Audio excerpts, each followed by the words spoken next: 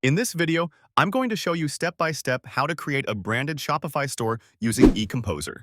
By the end of this video, you'll see how a complete homepage is built using drag and drop, templates, and AI tools. And you'll also learn exactly what to click so you can follow along without getting lost. Let's get started. First, we need a Shopify account. I've already signed up, so now we're inside the Shopify dashboard.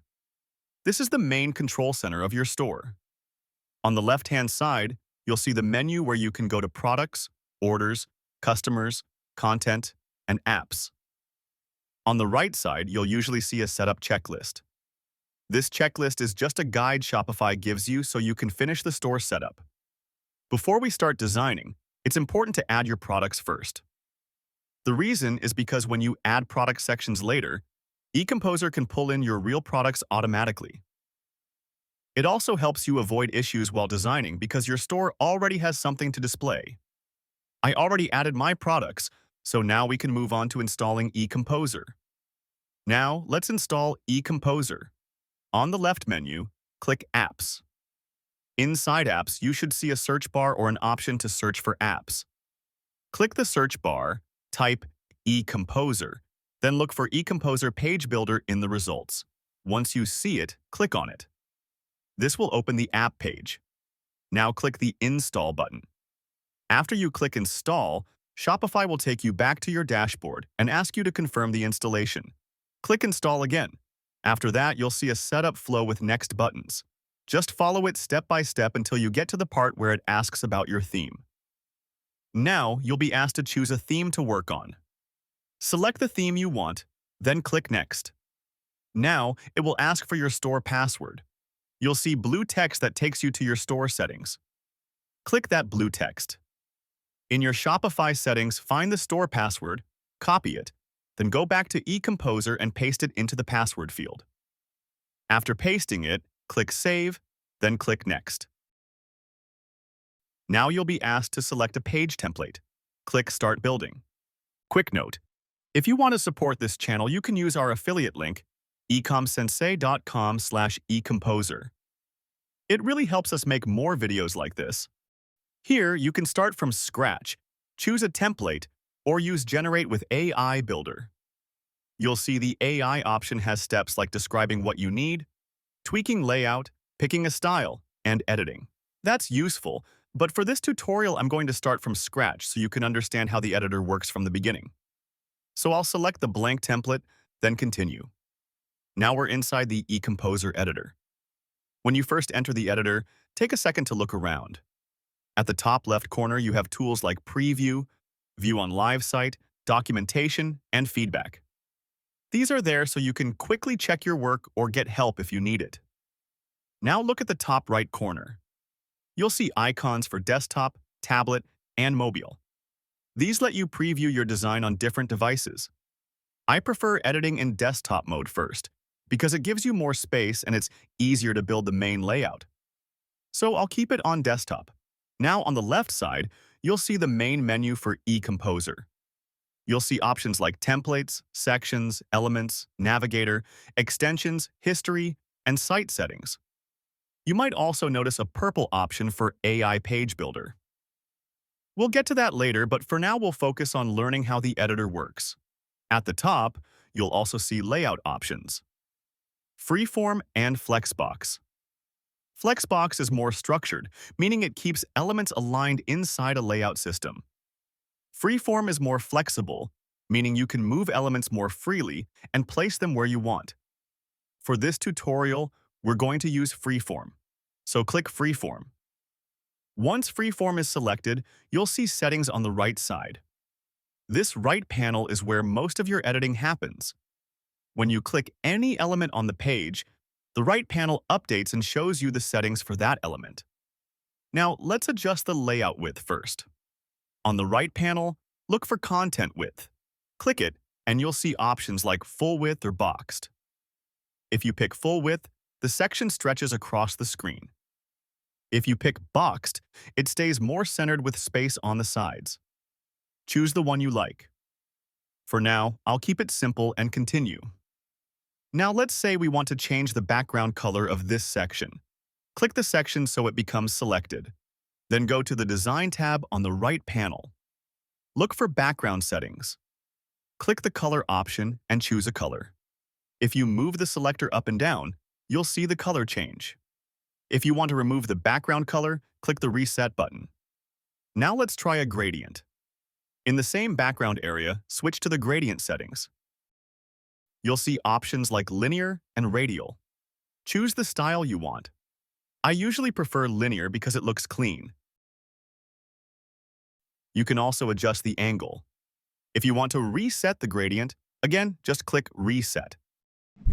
Alright, now we'll start designing the homepage content. Go to the Elements tab on the left side. This is where you'll find different building blocks like headings, text, buttons, images, and more. To add something, you simply drag it and drop it onto the page. First, drag a heading element and drop it into your section. Now click the heading and replace the text with your own. In the top, you may see quick editing tools like bold, italic, underline, and alignment. On the right side, you'll see more detailed controls. Now go to the Design tab for the heading. Here you can change alignment, spacing, and style. Then check the Advanced tab. Advanced is usually where you can add extra effects like animations. We won't go deep into that right now, but just know it's there. Now let's use presets because this is one of the best time-saving features in Ecomposer. With the heading selected, click Choose Preset. You'll see pre-made heading designs. Click one, and it instantly applies the style. After applying it, you can still edit the text and adjust the design, so it's a fast way to start. Now, let's generate the heading text with AI. Click Generate Content with AI. Describe what you want, set the output limit to 15 words, choose a tone like Professional, then click Generate Text. If you notice that nothing changes or the text doesn't update, that means the AI text generator inside Ecomposer is temporarily unavailable. Sometimes you may see an API error. This is not your fault. The same thing can happen with Magic Touch. If you try to apply changes and nothing happens, it's usually the same AI service issue. When this happens, the simple workaround is to type your text manually or generate your copy using another AI tool like ChatGPT and paste it into Ecomposer, then continue building. But that's how you do it. Next, we need a paragraph under the heading. Go back to Elements, drag a text or paragraph element, and drop it under the heading.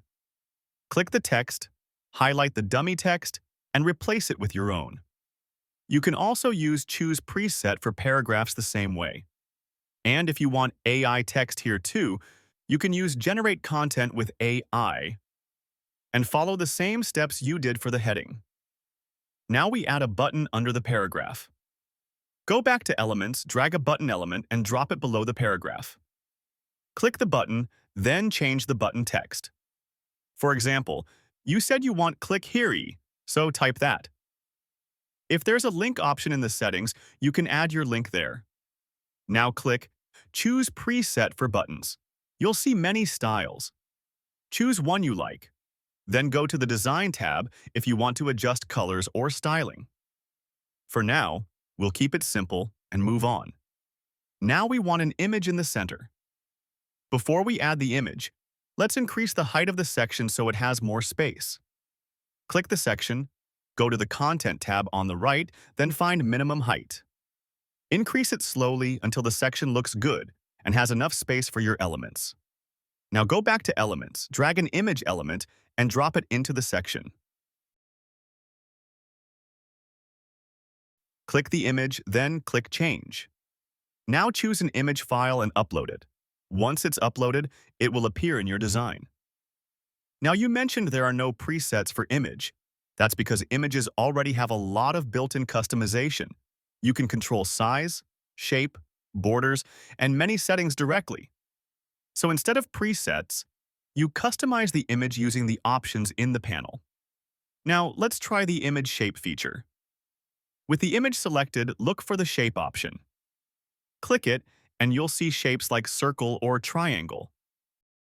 You can also click the three dots for more options. Select a shape to apply it. Then if you want to go back to normal, just switch it back to the original shape. Now let's look at Auto-Responsive Layout. Click the section again, and you'll see a green Auto-Responsive button. Click it to enable auto-responsiveness. What this does is it helps your layout adjust better for different screen sizes. So when you switch to tablet or mobile, the elements don't look messy or out of place. Now let's actually preview it.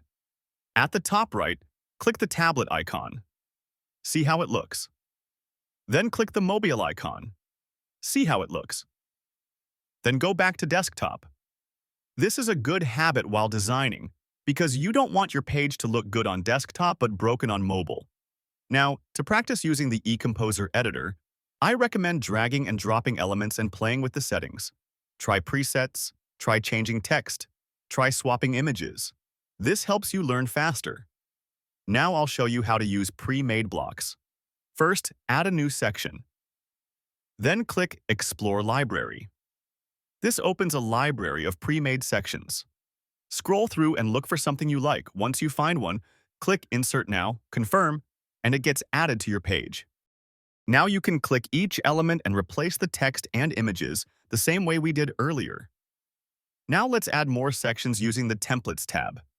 Click Templates on the left menu. You'll see some templates, and if you click View All, you'll see even more. You can click the preview icon to see what it looks like. When you find one you want, click Insert. This helps you build faster because you're not starting from nothing every time. Now you can also filter templates by category. For example, you said you want to show products. So choose Product Grid from the filters. Now you'll see Product Grid Designs. Choose one, insert it, and Ecomposer will pull your products and display them automatically. That's why adding products first was important. Now let's go to Explore Library again, but this time we'll import a full page template. Add another section, click Explore Library, then go to Pages. These are full-page templates that are already structured. Since we're building a homepage, use the Homepage filter. Click View. Y'all, browse through, preview a template, then click Insert. Now the template is inserted into your editor. You'll notice some images might show a warning that they're demo images and won't appear in the actual store. That just means you need to replace them with your own images before publishing. Now, since this is a tutorial, I'm not going to fully customize every single part of this template, because that would make the video too long. The goal here is to show you the process of how to build and replace content. The final design depends on you and your brand. Now let's talk about Navigator. Click Navigator on the left menu. This shows you all your sections and elements in a list, like a map of your page. This is helpful because if your page gets long, you don't have to hunt for elements. You can just click them in the Navigator and edit them instantly. You can pin the Navigator or unpin it. You can also enable Float Navigator. When you enable it, it becomes a floating box you can move around. If you want to close it, click the X and it disappears. Now a quick short explanation of the other tabs. Extensions is where you can add extra features. History is where you can undo or review changes you made. Site settings controls global styles like fonts and colors for your page. Now at the bottom, you'll see the AI Page Builder. Click it. Here you can type your own page prompt, but you can also use the suggested options. If you want to use the suggestions, select one. Choose the options it gives you, then click Generate Page. After it generates, it will show you the result. If you like it, click Start Building Now. And the AI-created page gets added to your editor. You can always tweak the prompt later if you want the AI to generate something closer to what you imagine. Now, you said you're going to delete the first section and delete the template you used earlier, so only the AI Page Builder result remains. The reason is because when you publish, you might see a message that says exceeds 256 kilobytes limit. So I'll delete those parts now so the AI-generated page is the only thing left. Now we're ready to publish. To publish, click Publish. Then click Save and Publish. Now click View so you can see the page live. It will ask for your store password. Copy your store password, Paste it here and enter. Now go back to Ecomposer and click View again. And now you'll be able to preview the page you created. As you can see, this is what the AI made. And the steps we followed are the full process on how you can build a homepage with Ecomposer.